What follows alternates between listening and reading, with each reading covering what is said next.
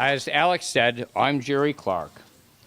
I'm a resident of northeast quadrant of Rochester, which is one of the poorest sections of Rochester. The scenes that you saw in Jan's pictures are all over our neighborhood. Dilapidated houses, houses that are being demolished, vacant lots that are unused.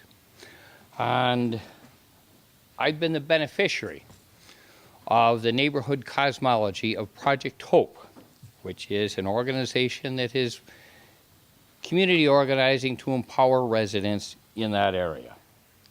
Okay? I want to express my gratitude for being here because unlike many of the other conferences like this before, there's not been enough community involvement. We saw from Ann's pictures in Sweden what happens when we have too much engineering and too little social. And that's a chronic problem. So I thank you for the opportunity to be here before you today. My input for today began with work in community gardens. And that began a long-standing working relationship with Jan McDonald from Rochester Roots and Don Sweet from Sustainable Intelligence. It also was facilitated by a small grant from the Catholic Campaign for Human Development. And part of the CCHD grant criteria is that it is empowerment of grassroots people. And it also follows the concepts of Marista theologian Maria Ades Diaz, who says that a solution must come from a population. It can't come from people doing for a population. It has to come from the population, otherwise it will not be successful. If we followed her admonitions, it would say if we're working on a project, the people that the project is going to serve has to be part of the input and an integral part of the solution. So that's what is happening today. It's an awakening to get the community involved in the challenges that are before you for engineering solutions. And this is a huge step in the right direction. Our invitation from the community today to you is open and open-ended. We're not looking for a once-and-done project. We invite you in the tradition of Ada Marie to become immersed in the communities that you're going to serve. It's the only way that you can develop real solutions. So we invite you to do that with us and with any other groups that you're working with. If you came to our neighborhood and became immersed in it, you see Jan teaching other children like Subhash and JJ. You'd encounter Mary Beth from Project Inspire. You'd encounter some of our residents like Wanda, who helps families find food, find clothes. You'd see Santos working with the youth with the Puerto Rican Youth Development Organization. And you'd see some of the projects that have happened in the neighborhood. The 50 new houses that Ibero has built. You would see the trail from the El Camino Trail that Dan spoke of, Tom spoke of, that comes from the river to the Seneca Park Zoo. You would also see the Clifford and Conkey Park that the neighbors put together and actually built with the collaboration of many people and grants from a number of sources, that now is a facility on basically 2 vacant housing lots that provide a playground and a picnic area. Kitty corner from that is a community garden. We learned from the community gardening effort that we had to be sensitive to the needs of the neighbors. So rather than planting carrots and radishes and things like that, the neighbors wanted a sofrito garden so that they could have the ingredients of the spices that they needed for the cooking that they were doing. That's when we talk about why there's a need in our projects to have the community involvement. If we had planted carrots and radishes, they probably would have simply enriched the soil and not the people. So these are the things that we are inviting you to become involved in. And I am here as well because I first saw a community asset that I thought could become a community resource. We had all of these vacant lots scattered all over the place. In the urban agriculture study, we worked with a very visionary city planner, Chuck Thomas, a nationally acclaimed planner. And I asked the question, why can't we put geothermal pipe beds in these public areas and have it serve the low-income houses to provide heating and cooling? And he said, yes, it could be done. So that's the challenge. When we see these things, to be able to say, yes, it can be done, and then go about doing it. Okay?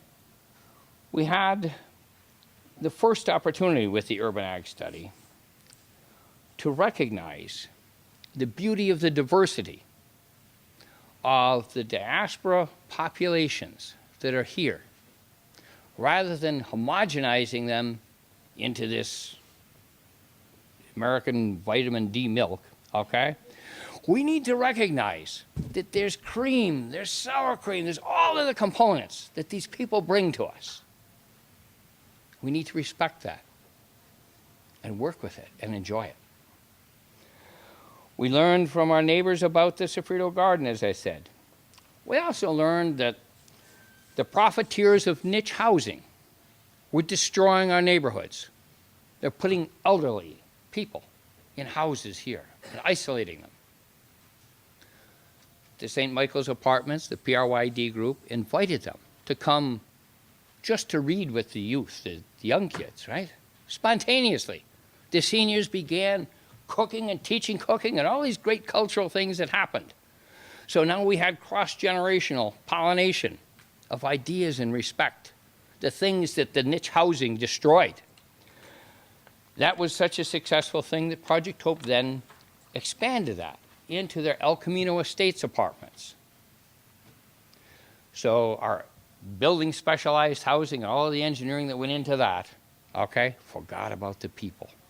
It's like what Anna was talking about in Sweden. Where are the people? Okay? So we also learned that the zoning codes needed to be adopted. In 2012, we collected over 4,000 pounds a week of produce from the Rochester City Market. But we had no way to process it, no way to distribute it effectively. The underutilized and unutilized existing kitchens and some of the parochial schools and some of the church basements and so on couldn't be utilized for that volume of food because of the restrictive zoning of R1 and C1 stuff. It had to be at least C2. We learned that from the urban ag study, and we got people to say, yeah, we can fix this with a zoning overlay district. So if you encounter what seem to be restrictions, there are solutions to it. But it comes about not from just designing this physical thing. It comes from working with people in the community and saying, hey, here's a thing we can utilize.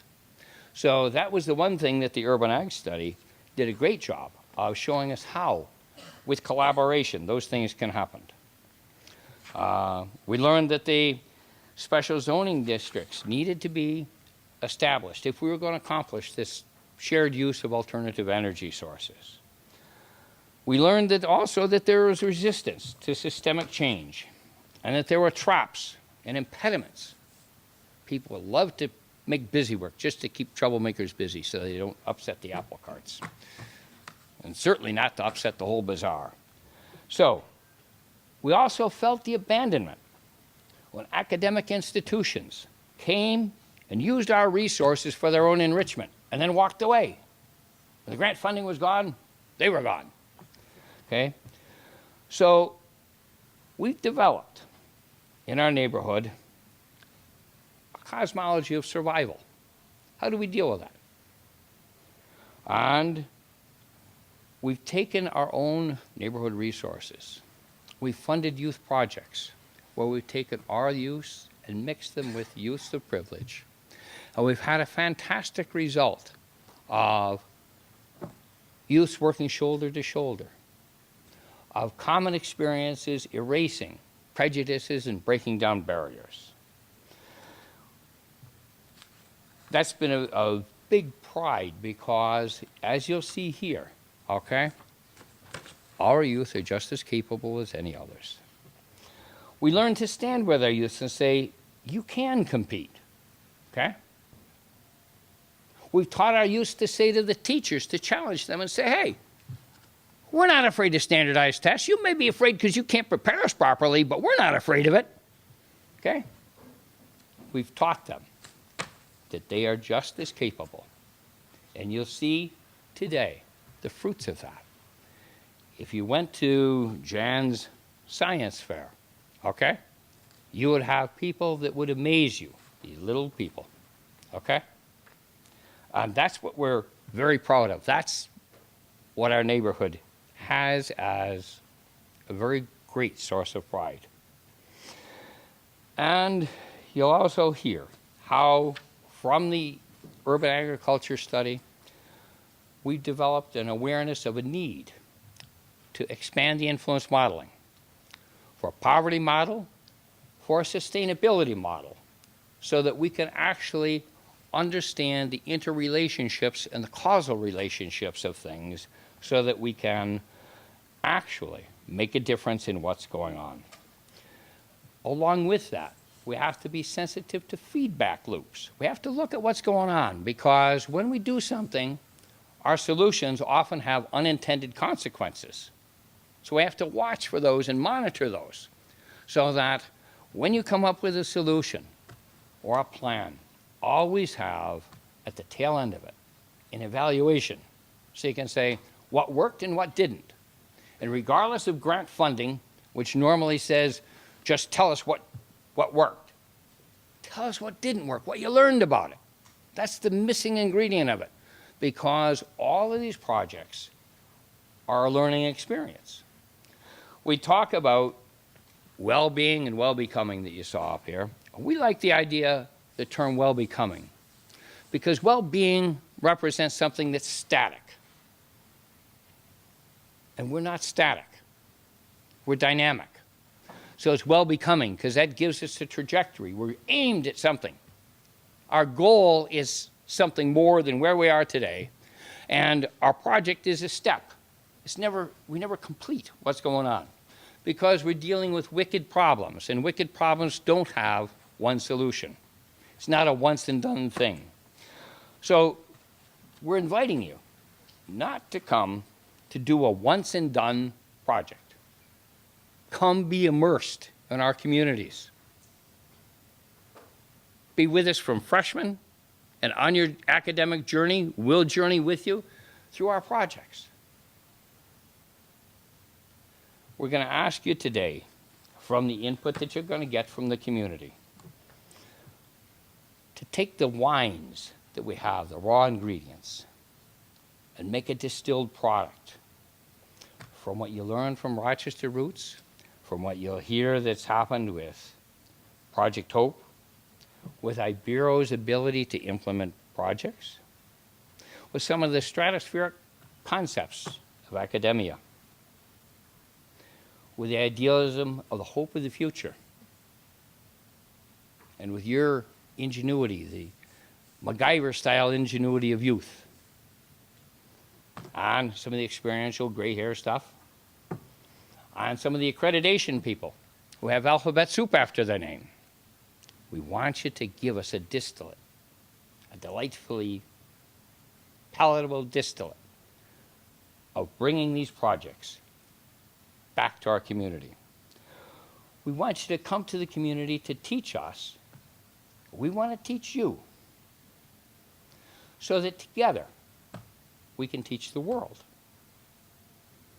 Our legacy and our potential and our hope for the future is the children.